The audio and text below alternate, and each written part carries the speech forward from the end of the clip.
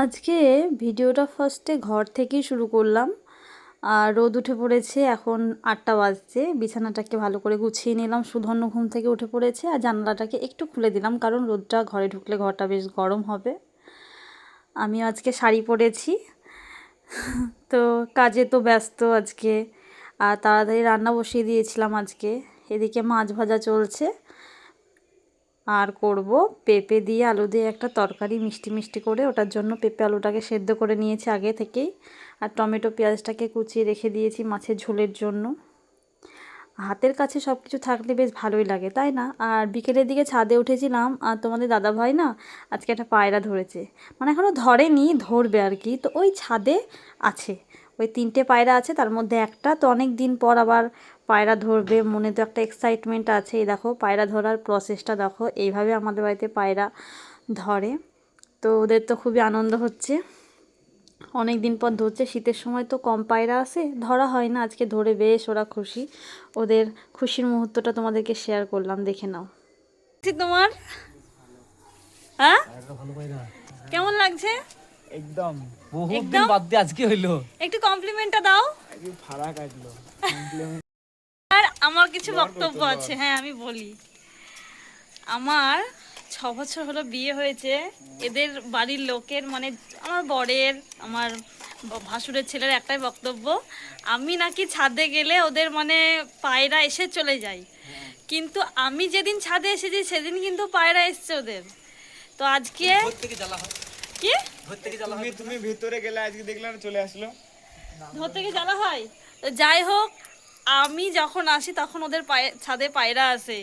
তো আজকে এটা প্রমাণিত হলো যে আমি আসলে ওদের পায়রা চলে যায় না। তো আজকে এসেছি, তখন পায়রা একটা এলো ভালো, আর এবং সেটা ধরতেও পারলো। তাহলে তোমরাই বলো, আমি কি অলক্ষী? আমি ছবি তোলার জন্য এ দেখো হাতে ডাল নিয়ে নিয়েছি।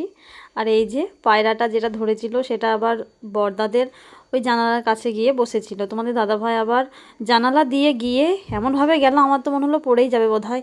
ওর তো ভয় লাগে না, তো আমার ভয় লাগছিল প্রচণ্ড। তাই ও একটু ভিডিও করে নিলাম। আর সুধন্য এই দেখো বাবার সাথে একটু খুনসুটিতে মেতে গিয়েছে, রাস্তাতেই খেলা করছিল। ওর বাবাকে দেখেছে, ছাদে উঠেছে, চলে এসেছে। বাবা বলতে মানে অধৈর্য, মা না হলেও চলবে, বাবা না থাকলেই হচ্ছে গন্ডগোল।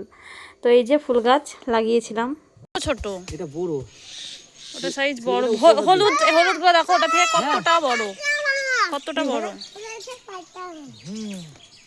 এগুলো সার দেওয়া আছে, সারগুলো গন্ধ হচ্ছে তো বেশ। জলটা কম তো, এগুলো সব সার নিয়ে চল। কি করবি এখন তুই? আমি সাইকেল চালাবো। স্নান করেছিস পিসির বাড়ি গিয়ে? হ্যাঁ। মিথ্যে কথা। হ্যাঁ রে, হলিলুলু মেরে গেছে। কি হলিলুলু?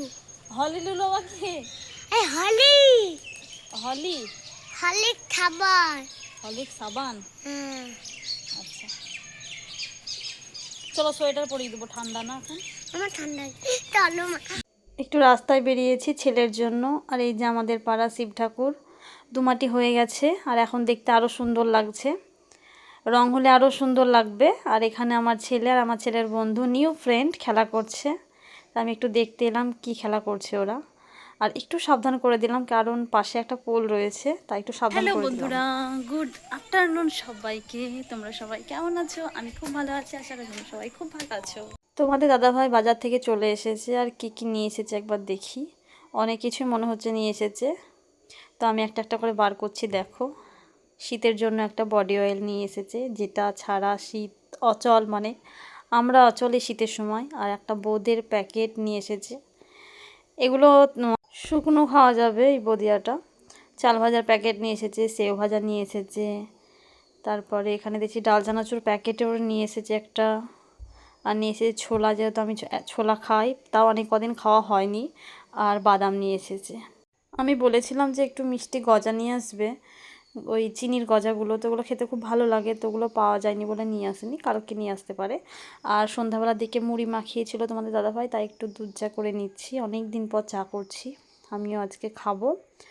আর এদিকে চা হয়ে গেছে, আর চা খেতে খেতে এদের দুজনকে পড়তে বসিয়েছিলাম। তোমাদের দাদাভাই সুধন্যকে পড়াচ্ছিল আর আমি প্রীতিকে পড়াচ্ছিলাম। আর প্রীতি ওর মায়ের কাছে একদমই পড়তে চায় না, সবসময় আমাদের কাছে পড়ার ওর ইচ্ছা করে। তাই সুধন্য যখন পড়তে বসে তখন আমাদের ঘরে ব্যাগপত্র নিয়ে চলে আসে।